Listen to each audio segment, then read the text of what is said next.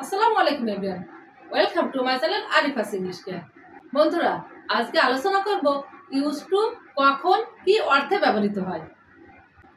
Use to একটি modal auxiliary, কিন্তু ইহার ব্যবহার একটু ভিন্ন। এখন দেখব ইউজ টু এর 4 ধরনের ব্যবহার। প্রথমে আমরা জেনে নিই ইউজ টু অর্থ কি।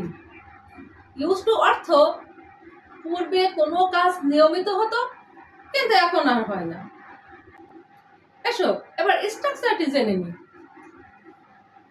Subject plus use to plus V on, অর্থাৎ ভার্বের প্রেজেন্ট ফর্ম প্লাস এক্সটেনশন। যেমন আমি পূর্বে নিয়মিত ক্রিকেট খেলতাম, কিন্তু এখন আর খেলি না। I use to play cricket. আমি পূর্বে নিয়মিত ক্রিকেট খেলতাম, কিন্তু এখন আর খেলি না। I use to drink coffee. আমি নিয়মিত কফি খেতাম, কিন্তু এখন আর খাই না। I use to visit Cox's Bazar. আমি নিয়মিত কক্সবাজার ভিজিট করতাম, কিন্তু এখন আর করি না। Use to plus V one কি বসেছে? ভার্বের প্রেজেন্ট ফর্ম বসেছে। ইউজ টু এর পূর্বে বি ভার্ব থাকলে উহার অর্থ অভ্যস্ত। তখন এই ইউজ টুর পরে ভার্ব প্লাস আইএনজি হবে। তাহলে এবার 2 নম্বর ব্যবহারটি জেনে নিই। প্রথমে হবে subject plus be verb plus use to plus ভার্বের সাথে আইএনজি প্লাস এক্সটেনশন। তাহলে যেমন I am use to playing cricket. আমি ক্রিকেট খেলায় অভ্যস্ত।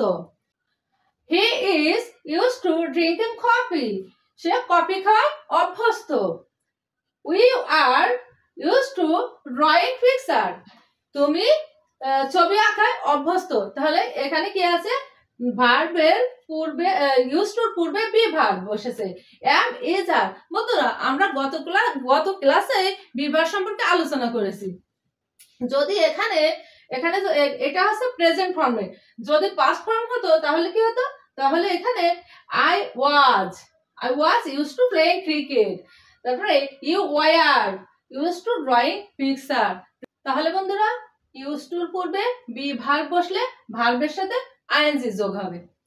এবার আসে 3 নম্বর স্ট্রাকচারে। অনুরূপভাবে 3 ও 4 নম্বর স্ট্রাকচারে ইউজ টুর পরে ভার্বের সাথে আইএনজি হবে।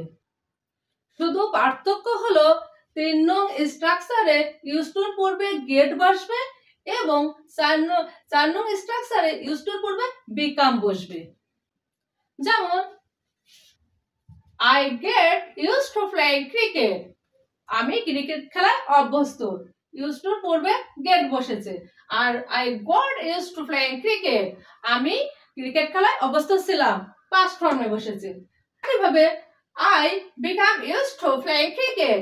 আমি ক্রিকেট খেলায় অভ্যস্ত। আবার পাস্ট ফর্মে যদি বলি I became used to playing cricket. আমি ক্রিকেট খেলায় অভ্যস্ত ছিলাম, পাস্ট ফর্মে। তাহলে বন্ধু, আমরা এই ক্লাসে কি শিখলাম? আমরা শিখলাম ইউজ টুর পরে ভার্বের ফর্ম, আর ইউজ টুর পূর্বে যদি বি ভার্ব বসে তাহলে ভার্বের সাথে আইএনজি, এবং ইউজ টুর পূর্বে গেট বসলেও ভার্বের সাথে আইএনজি, আবার ইউজ টুর পূর্বে বিকাম বসলে ভার্বের সাথে আইএনজি বসবে। আজ এখানে শেষ করছি বন্ধুরা। আবার দেখা হবে অন্য কোনো ক্লাসে, অন্য কোনো ভিডিওর মাধ্যমে। আল্লাহ হাফেজ।